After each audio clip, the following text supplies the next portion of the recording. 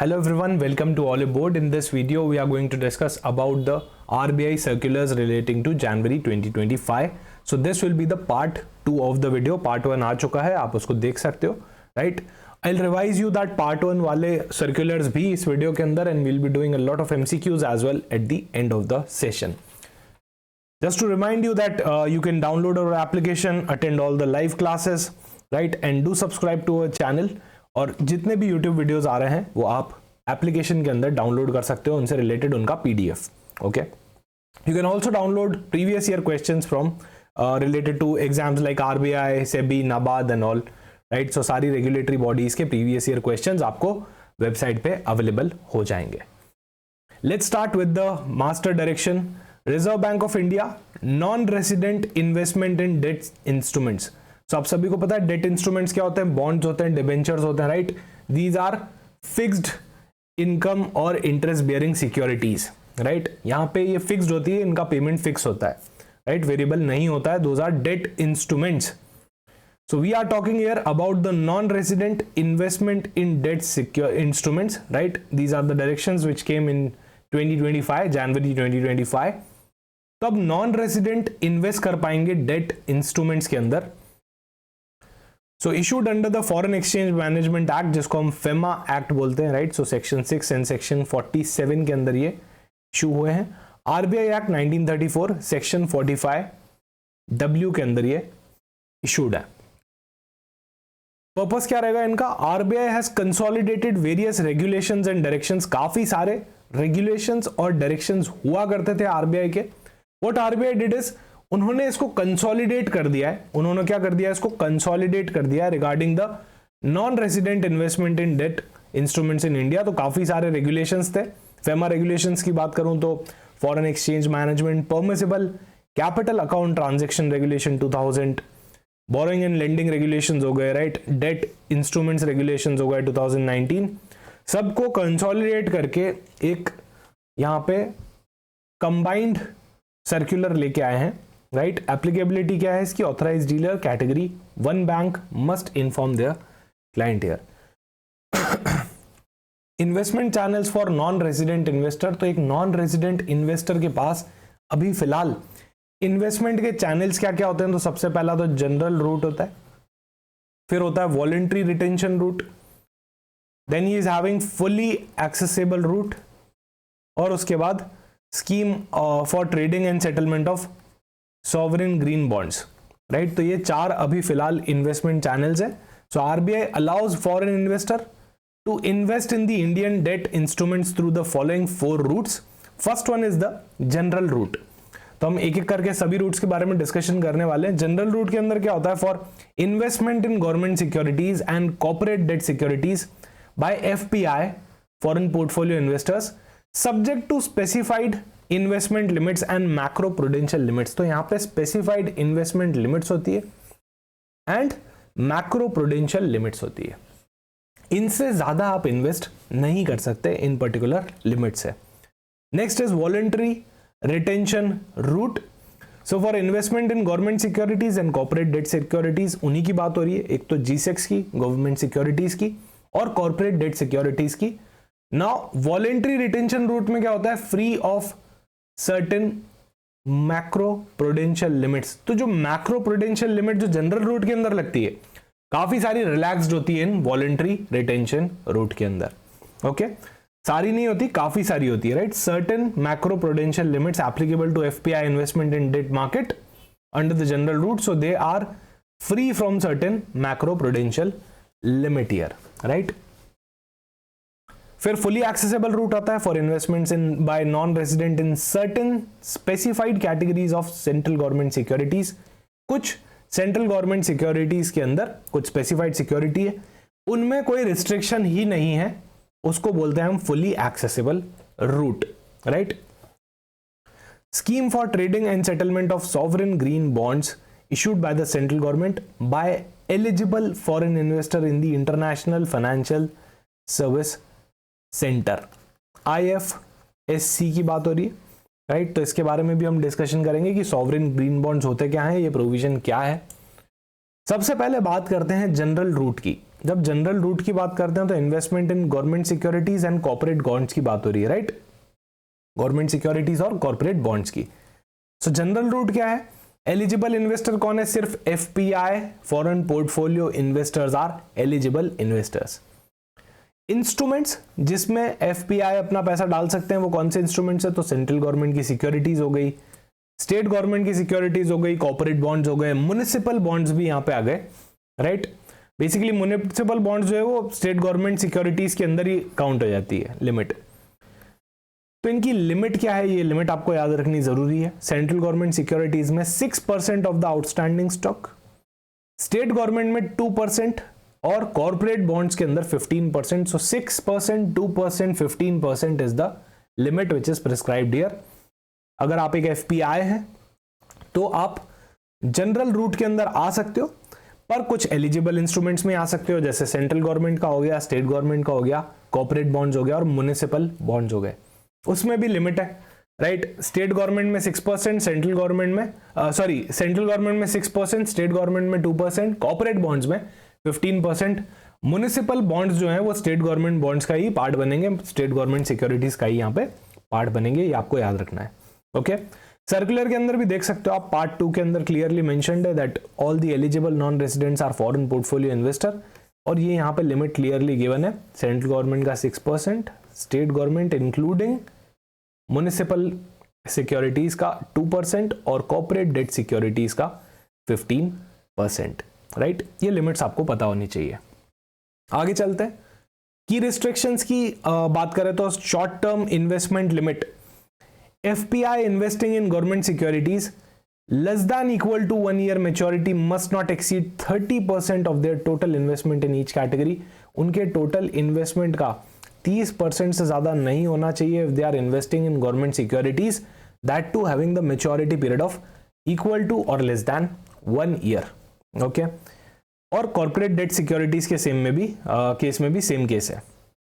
Okay, minimum residual maturity requirement, so FPI may invest in central government securities and state government securities without any minimum residual maturity requirement। तो यहाँ पे कोई minimum residual maturity requirement को नहीं रखा गया है। शॉर्ट टर्म इन्वेस्टमेंट की जैसे हमने बात करी, अप टू 1 ईयर की अगर इंस्ट्रूमेंट है, या तो अप टू 1 ईयर या less than 1 year, right? Equal to 1 year या फिर लेस देन 1 ईयर, तो 30% का यहाँ पे कैप है, ये चीज आपको याद रखनी है। टोटल इन्वेस्टमेंट का 30% is the cap here. Okay, security wise limit, तो investment in any single government security must not exceed 30% of the total outstanding stock. किसी भी एक गवर्नमेंट पर्टिकुलर सिक्योरिटी के अंदर 30% से ज्यादा मत जाओ of the total outstanding stock.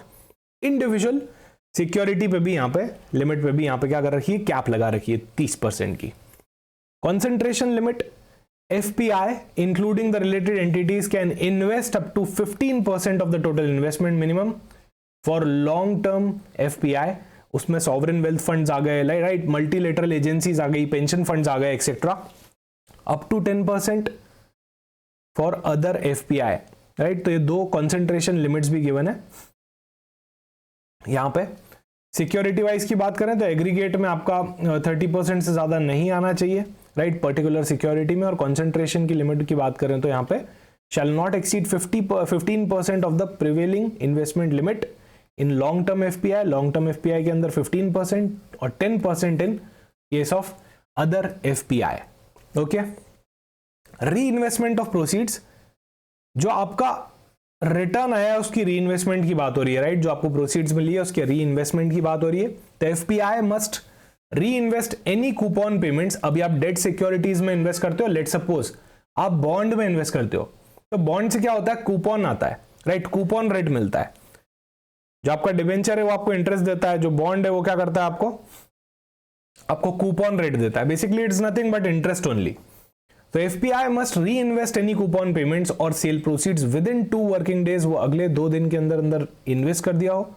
If not reinvested the investment will be subject to fresh limit availability. अगर आपने 2 दिन के अंदर उसको नहीं इन्वेस्ट किया है तो वो आपका लिमिट कंज्यूम करेगा, बेसिकली वो नई लिमिट के अंदर माना जाएगा, राइट? वो आपका नया इन्वेस्टमेंट माना जाएगा। Monitoring of investment limits, so clearing corporation of India, ये आपको याद रखना है। CCIL CCIL will track the usage of investment limits for the FPI. तो ये लिमिट का यूजेज जो ट्रैक करने का काम है ये किसका है? क्लियरिंग कॉर्पोरेशन ऑफ इंडिया का यहाँ पे काम है। अगला आता है वॉलंटरी रिटेंशन रूट। जैसा कि हमने बात करी यहाँ पे कुछ मैक्रो रूल्स नहीं लगते हैं, राइट, ईज है यहाँ पे थोड़ा सा as compare to general route. Objective क्या रहेगा इसका? To encourage stable long term foreign investments in India by exempting certain limits for FPI that agree to stay invested for a minimum retention period. अगर आप एक minimum retention period promise करते हो, रहने का ट्राई करते हो, तो आपके लिए काफी सारे यहाँ पे रिलैक्स्ड नॉर्म्स है। एलिजिबल इन्वेस्टर वापस एफपीआई ही है, राइट। एलिजिबल इंस्ट्रूमेंट सारे इंस्ट्रूमेंट जो कि फेमा के अंदर डेट इंस्ट्रूमेंट रेगुलेशंस के अंदर लिखे गए हैं। सो फेमा में काफी सारे डेट इंस्ट्रूमेंट्स लिखे गए हैं इन फेमा रेगुलेशंस 2019, वो सारे आपके एलिजिबल इंस्ट्रूमेंट में आ जाएंगे। एलिजिबल इन्वेस्टर तो डेफिनेटली एफपीआई है ही। Exception, FPI can not invest in mutual funds and ETF investing less than और इक्वल टू 50% इन इक्विटी। ये पहला रिस्ट्रिक्शन आ गया है। अच्छा, partly paid up debt instrument में नहीं कर सकते हो, राइट, फुली पेड अप में ही कर सकते हो। रेपो और रिवर्स रेपो भी अलाउड है विद अ 10% बोरोइंग लिमिट, तो 10% तक ही आप उसको यूज कर सकते हो, किसको? रेपो को और रिवर्स रेपो को। इन्वेस्टमेंट की लिमिट भी यहां पे गिवन है 2,50,000 करोड़, राइट। और एलोकेशन मेथड यहां पे first come first service basis पे होगा या फिर ऑक्शन के बेसिस पे होगा। जो रिटेंशन पीरियड की हम बात कर रहे थे वो है मिनिमम 3 इयर्स, ये आपको याद रखना है, right, minimum 3 years. FPI must invest at least 75% of the allotted amount with in the 3 months. FPI must retain at least 75% of investment at all times. ये कुछ और कंडीशंस यहाँ पे गिवन है। फिर एग्जिट प्रोविजंस की बात आती है तो FPI can exit the investment by liquidate कर सकते हैं, विड्रॉ कर सकते हैं वीआरआर से, शिफ्ट कर सकते हैं जनरल रूट में, पर that is subject to availability. वो वीआरआर से शिफ्ट कर सकते हैं इन जनरल रूट, मेच्योरिटी तक होल्ड कर सकते हो, बीच में सेल भी कर सकते हो। Extending the retention period must notify custodian in CCIL in advance. अगर वो एक्सटेंड कर रहे हैं अपना रिटेंशन पीरियड तो उनको ऐसे केस में कस्टोडियन को और CCIL को यहां पे बताना पड़ेगा। दूसरे एफपीआई को सेल भी कर सकते हैं before the retention period ends. तो ये सारे एग्जिट के तरीके हैं जो एक एफपीआई यूज करके एग्जिट ले सकते हैं। फिर आता है फुल्ली एक्सेसिबल रूट। इसका ऑब्जेक्टिव क्या है? To allow unrestricted investment. यहां पे कोई रिस्ट्रिक्शन नहीं है, अनरिस्ट्रिक्टेड इन्वेस्टमेंट है। अब सब में तो अलाउ नहीं कर सकते ना, we can not allow this particular thing like fully accessible route in everything. So there are only specific government bonds जिसके अंदर ये अनरिस्ट्रिक्टेड इन्वेस्टमेंट का क्राइटेरिया आता है, राइट, फुली एक्सेसिबल रूट आता है। इसमें बहुत सारे लोग एलिजिबल हैं, फॉरेन पोर्टफोलियो इन्वेस्टर्स तो हैं ही, उसके अलावा NRI हो गए, ओवरसीज सिटीजन ऑफ इंडिया हो गए, other non resident as per दी RBI नोटिफिकेशन। तो ये सारे लोग यहाँ पे एलिजिबल हो गए हैं। यहाँ पे FPI भी आ गए, NRI भी आ गए, OCI भी आ गए, right, overseas citizen of India और अदर नॉन रेजिडेंट्स जैसा RBI बताएं वो सभी यहाँ पे एलिजिबल हो जाएंगे, right.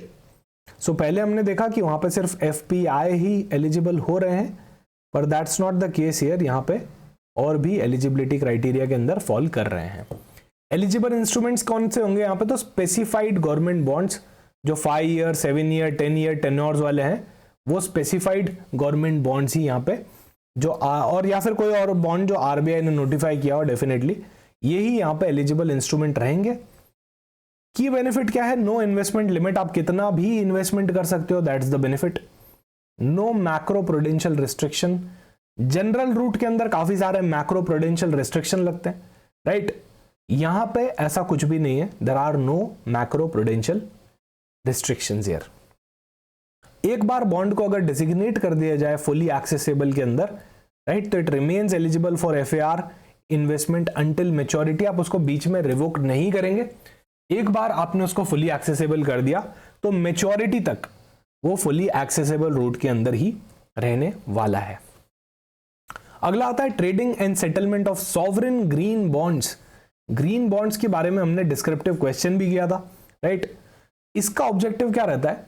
To encourage foreign investment. ये ऑब्जेक्टिव इंपॉर्टेंट है, to encourage foreign investment in government of India sovereign green bonds, तो गवर्नमेंट ऑफ इंडिया ने कुछ सॉवरेन ग्रीन बॉन्ड्स निकाले। हम बात करेंगे आखिर ये सॉवरेन ग्रीन बॉन्ड्स होते क्या हैं उसके बारे में भी।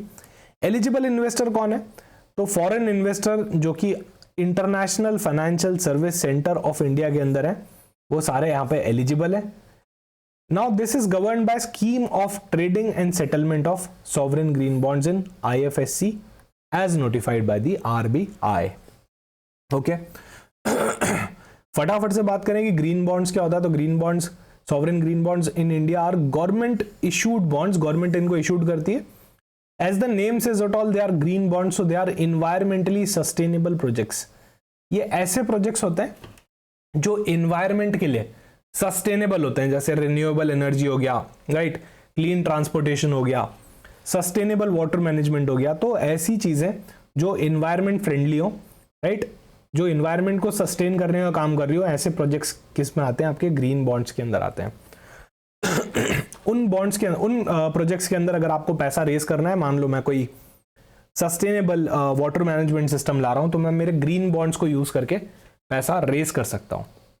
वैसे ही गवर्नमेंट के भी क्या होते हैं, सॉवरेन ग्रीन बॉन्ड्स होते हैं। Okay, so they are rupee denominated and follow the green bond framework. एक ग्रीन बॉन्ड फ्रेमवर्क बना हुआ है गवर्नमेंट ऑफ इंडिया का, वो उनको पर्टिकुलरली यहाँ पे फॉलो करना पड़ता है। की पॉइंट्स, 2023 के अंदर गवर्नमेंट ऑफ इंडिया ने इसको पहली बार इशू किया था। They are used for green infrastructure projects, जैसे कि हमने बात करी थी, environmental sustainable projects like renewable energy, clean transportation and water, sustainable water management and many more. अच्छा, ये इशू है गवर्नमेंट सिक्योरिटीज एक्ट के अंदर। इसके अंदर बोथ डोमेस्टिक और फॉरेन इंस्टीट्यूशंस भी यहाँ पे पार्टिसिपेट कर सकते हैं, right. These bonds help India to meet the climate goals. आप सभी लोग जानते हैं यहाँ पे क्लाइमेट का कंसर्न है, राइट। सो उसी चीज को फिक्स करने के लिए ये एक बहुत ही अमेजिंग स्टेप है। And to attract the sustainable investment, तो सस्टेनेबल इन्वेस्टमेंट आ रहा है, that too in the climate sustainable projects is the benefit of issuing green bonds here. Corporate debt investment rules की अगर मैं बात करूं, तो यहाँ पे शॉर्ट टर्म इन्वेस्टमेंट्स के ऊपर रिस्ट्रिक्शन है। Minimum residual maturity, FPI can only invest in corporate bonds with in a minimum maturity of 1 year. तो यहाँ पे FPI उसी कॉर्पोरेट बॉन्ड में इन्वेस्ट करेगा। यहाँ कॉर्पोरेट डेट सिक्योरिटी की बात हो रही है, अभी G6 की बात नहीं हो रही है। तो FPI उसी कॉर्पोरेट डेट सिक्योरिटी के अंदर इन्वेस्ट करेगा जिसका minimum maturity period is at least 1 year, right. ये भी आपको याद रखना चाहिए। And the prohibited investments are debt securities, optionalities exercisable in less than 1 year, जो कि पहले ही बात हो गई कि tenure should be minimum 1 year. जो मैच्योरिटी पीरियड है वो मिनिमम 1 ईयर तो होना चाहिए। तो ऐसा नहीं कि कोई आप ऐसी डेट सिक्योरिटी ले लो जो कि 1 साल से ज्यादा की है, बट ऑप्शनैलिटी है उसके अंदर कि उसको आप एक्सरसाइज कर पाओ विद इन 1 ईयर, तो पर्पस खत्म हो गया, राइट। पर्पस खत्म हो जाएगा ऐसे केस में। Then debt mutual fund with Macaulay duration less than 1 year, तो उसका मकाउले ड्यूरेशन जो हम बॉन्ड के अंदर निकालते हैं वो 1 साल से कम नहीं आना चाहिए। Partly paid up debt instrument, ये तो ऑलरेडी G6 के अंदर भी था, उसके अंदर भी हमने बात करी थी कि partly paid up instruments, debt instruments यहाँ पे नहीं चलेंगे। Amortised corporate debt instruments less than 1 year duration, ये सब यहाँ पे प्रोहिबिटेड है, इनको आप यूज नहीं कर सकते, राइट। यहां पे भी इन्वेस्टमेंट लिमिट है। Issue wise limit is FPI must not exceed 50% of any single corporate bond issue. तो FPI अकेले 50% ज्यादा नहीं एंगेज होने चाहिए उसके अंदर of any single corporate bond issue के अंदर। कॉन्सेंट्रेशन लिमिट्स भी यहां पे गिवन है।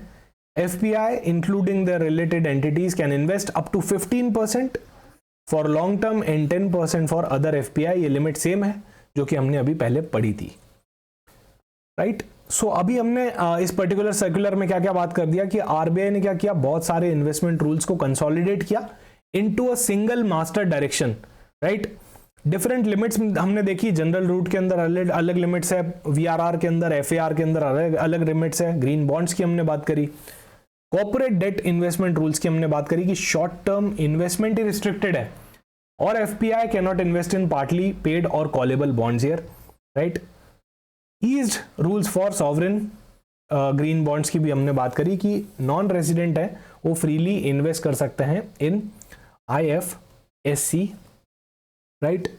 So these were some of the things which were related to the circular which we just discussed, and now just have a quick recap of what we studied in part 1 of the circular वाला video.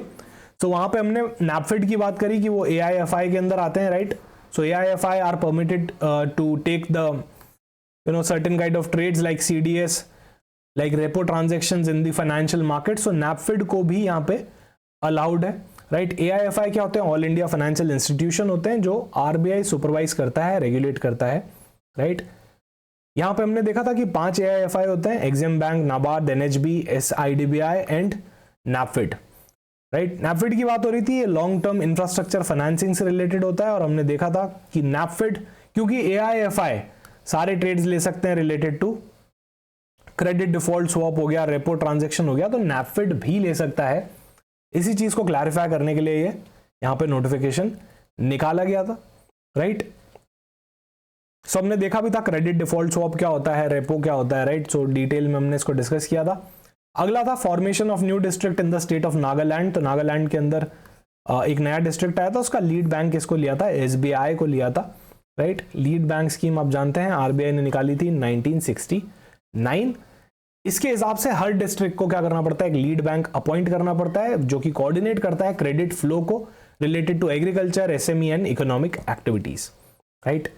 अगला हमने देखा था 30 मार्च को ई-कुबर की services activated रहेंगी, क्योंकि सारे गवर्नमेंट ट्रांजेक्शंस कहां से होते हैं? ई-कुबर से होता है, right. It is a CBS core banking solution है RBI का, जो बैंक से कनेक्ट कर लेते हैं into a single current account across the country. सारे गवर्नमेंट ट्रांजैक्शंस करते हैं, जैसे कि ऑक्शन करना गवर्नमेंट सिक्योरिटीज का, सॉवरेन गोल्ड बॉन्ड्स का, ये सारी चीजें. तो ये इतना सा नोटिफिकेशन था कि 30 को यहाँ पे सारी सर्विस ऑपरेशनल रहेगी, राइट. अगला मास्टर डायरेक्शन हमने देखा था रिजर्व बैंक ऑफ इंडिया का, क्रेडिट इंफॉर्मेशन रिपोर्टिंग डायरेक्शन से रिलेटेड. उसके अंदर हमने क्या डिस्कस किया था कि सेक्शन 11 के अंदर RBI ने अपनी पावर यूज करी है, राइट. वहां पे हमने क्रेडिट इंस्टीट्यूशंस की बात करी थी, CIC की बात करी थी. तो क्रेडिट इंस्टीट्यूशन को अब क्या करना पड़ेगा? क्रेडिट इंफॉर्मेशन कंपनीज को इंफॉर्मेशन देनी पड़ेगी, उनके अंदर रजिस्ट्रेशन भी लेना पड़ेगा, राइट. दोनों की डेफिनेशंस भी हमने देखी थी, राइट. और क्रेडिट इंस्टीट्यूशन क्या होते हैं? बेसिकली आपका हर वो इंस्टीट्यूशन जो यहाँ पे क्रेडिट डिलीवर कर रहा है, एक लिस्ट है पूरी. यहाँ पे आपको मेंबरशिप लेनी पड़ेगी, उसका चार्ज भी है 10,000 वन टाइम है, 5,000 एवरी ईयर का चार्ज है, ये भी हमने डिस्कस किया था. ऐसे ही नहीं कि हर किसी फॉर्मेट में रिपोर्टिंग हो गई, एक स्टैंडर्डाइज्ड रिपोर्टिंग फॉर्मेट का यूज किया गया. Form 1, form 2, form 3. Form 1 is for consumer segments, form 2 is for commercial segment and form 3 is for micro finance segment. ये भी हमने डिस्कस किया था. फोर्टनाइटली रिपोर्ट जाएगी, यहाँ पे डेटा जाएगा, और फोर्टनाइट खत्म होते ही विदिन 7 डेज आपको यहाँ पे देना पड़ जाएगा. अभी बात करते हैं कुछ MCQs की. लास्ट वीडियो में भी हमने काफी सारे MCQs सॉल्व किए थे. इस वीडियो में भी हम आज के सर्कुलर से रिलेटेड बात करने वाले हैं. So the first MCQ is which of the following regulations are included in the master direction of non-resident investment in debt instrument. आप जानते हैं non resident investment in debt instruments काफी सारे काफी सारे रेगुलेशंस को मर्ज करके बनाए. सो इनमें से कौन से रेगुलेशन पर्टिकुलर रेगुलेशन को मर्ज किया गया है? What's your take on this? Let me know in the comment section कि यहाँ पे कौन से रेगुलेशंस हैं, कोई पर्टिकुलर रेगुलेशन जिसको मर्ज किया गया है, या फिर ऑल ऑफ द अबव, या फिर ओनली A एंड B.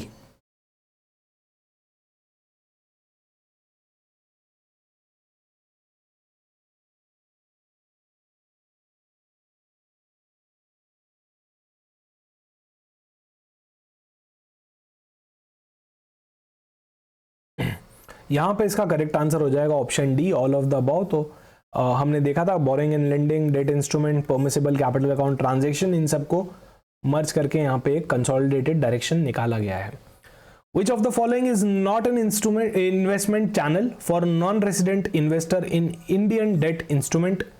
इनमें से कौन सा इन्वेस्टमेंट चैनल नहीं है for NR investor in Indian debt instrument? तो general route, fully accessible route, voluntary retention route, priority sector lending route, या फिर trading and settlement of sovereign green bonds. ये तो बड़ा ही सिंपल है, right. Do let me know in the comment section आपको क्या लगता है. अभी हमने सारे रूट्स के बारे में पढ़ा था, राइट. तो इधर करेक्ट आंसर क्या हो जाएगा इसका? प्रायोरिटी सेक्टर लेंडिंग, ऐसा कोई रूट हमने नहीं देखा था। The correct answer is D, right. बाकी तो हमने रूट्स देखे थे, जनरल रूट हो गया आपका, फुली एक्सेसिबल रूट हो गया, वॉलंटरी रिटेंशन रूट हो गया, और trading and settlement of green bonds हो गया। ओके, अगला क्वेश्चन आता है, what is the investment limit for FPI in outstanding stock of central government securities in the general route. तो जो जनरल रूट है, राइट, जो आपका जनरल रूट है उसके अंदर लिमिट क्या गिवन है, इन्वेस्टमेंट लिमिट क्या गिवन है, right, for central government securities. तो हमने एक लिस्ट पढ़ी थी जिसके अंदर सेंट्रल गवर्नमेंट सिक्योरिटीज में कितना, state government including municipal tax, right, sorry municipal securities, वो जो लिस्ट है उसके अंदर सेंट्रल गवर्नमेंट का कितना लिमिट था। Do let me know in the comment section, उसके अंदर सेंट्रल गवर्नमेंट का कितना था। ये लिमिट्स आपको पता होनी चाहिए। ओके, ये सारी लिमिट्स आपको पता होनी चाहिए।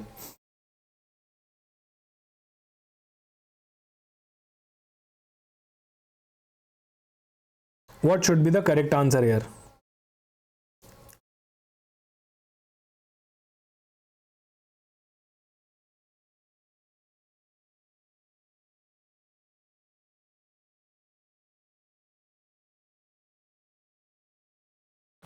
So the correct answer here will be option B, 6%. So FPI can invest only up to 6% of outstanding stock of central government securities, right?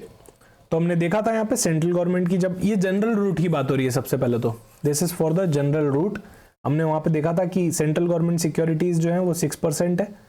State government securities, अच्छा इसके अंदर म्युनिसिपल सिक्योरिटीज भी आ गई है, ऐसा हमने डिस्कस किया था, वो 2% है। और आपका corporate debt securities is 15%, right. ये कुछ इन्वेस्टमेंट लिमिट्स है जो आपकी जनरल रूट के अंदर गिवन थी। Next is which institution monitors the utilization of FPI investment limit. FPI की जो इन्वेस्टमेंट लिमिट है सेंट्रल गवर्नमेंट में, स्टेट गवर्नमेंट सिक्योरिटीज में, उसका कौन सा इंस्टीट्यूशन ट्रैक करता है, उसको कौन सा इंस्टीट्यूशन मॉनिटर करता है, let me know in the comment section. बड़ा ही सिंपल क्वेश्चन है, राइट। अभी हमने थोड़ी देर पहले ही डिस्कस किया था, hardly 15 to 20 minutes back we have discussed about this. यहां इसका करेक्ट आंसर क्या होना चाहिए आप लोगों के हिसाब से, what should be the correct answer here.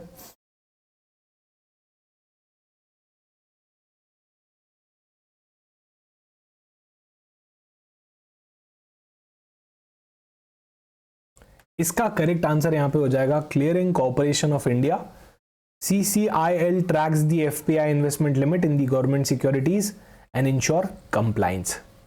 Next is the minimum retention period for investment made under the voluntary retention route. अगर आप voluntary retention route यानी कि VRR के अंदर जा रहे हो तो आपका minimum retention period for investment कितना होना चाहिए, मतलब कितने टाइम तक आपने मिनिमम उसको होल्ड किया होना चाहिए, दैट्स द क्वेश्चन। सो इसका क्या करेक्ट आंसर होना चाहिए, please do let me know in the comment section, क्या लगता है आप लोगों को।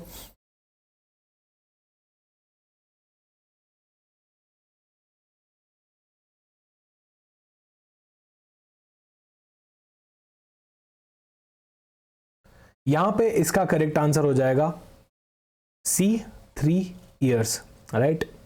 अगला आ जाता है under the VRR FPI must invest at least what percentage of their committed portfolio size with in 3 months। आपके कमिटेड पोर्टफोलियो साइज का, सीपीएस का कितना परसेंटेज आपको 3 महीने के अंदर अंदर ही यहां पे क्या करना पड़ेगा, इन्वेस्ट करना पड़ेगा। सो इसका क्या करेक्ट आंसर होना चाहिए।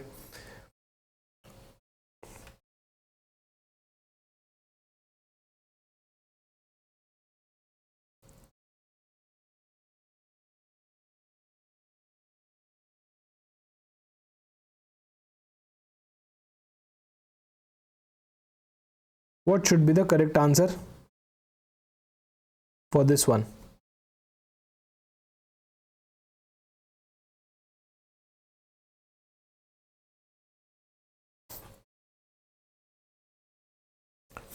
यहां पे इसका करेक्ट आंसर हो जाएगा ऑप्शन सी, 75%। तो उनको at least 75% of their committed portfolio size को विद इन 3 months यहां पे इन्वेस्ट करना रहता है। अगला आता है what is the primary objective of the scheme for trading and settlement of sovereign green bonds in the IFSC। इसका प्राइमरी ऑब्जेक्टिव क्या था इसको निकालने का, इस पर्टिकुलर स्कीम को? Trading and settlement of sovereign green bonds in the IFSC। ये हमने पहली लाइन में ही पढ़ा था जब when we were discussing about trading and settlement sovereign green bonds को। तो यहाँ पे इसका करेक्ट आंसर क्या होना चाहिए? Option A, encourage the domestic banking transaction, या फिर अट्रैक्ट करना फॉरेन इन्वेस्टमेंट को, और to promote the credit rating agencies, regulate NBFC lending. बहुत ही सिंपल है, इसका करेक्ट आंसर है option B, attract foreign investment in infrastructure project. अगला क्वेश्चन आता है, which of the following statement is true regarding the short term investment in corporate debt securities by FPI? कोई भी मिनिमम मैच्योरिटी नहीं हो, FPI can invest in corporate bonds of any duration. FPI must invest in corporate bonds with minimum of 1 year maturity वाला, या फिर FPI can hold only perpetual bonds, और none of the above. इसका correct answer क्या होना चाहिए जरूर मुझे बताइएगा इन द कमेंट सेक्शन। बड़ा ही सिंपल क्वेश्चन है, अभी थोड़ी देर पहले ही हमने डिस्कस किया था। What should be the correct answer here?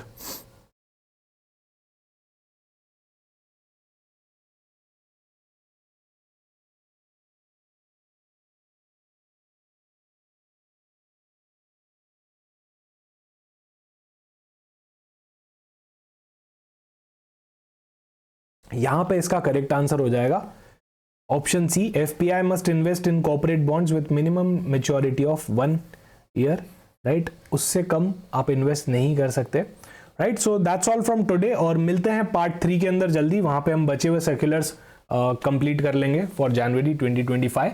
Keep learning. Thank you so much for watching this video. See you soon in the next coming video.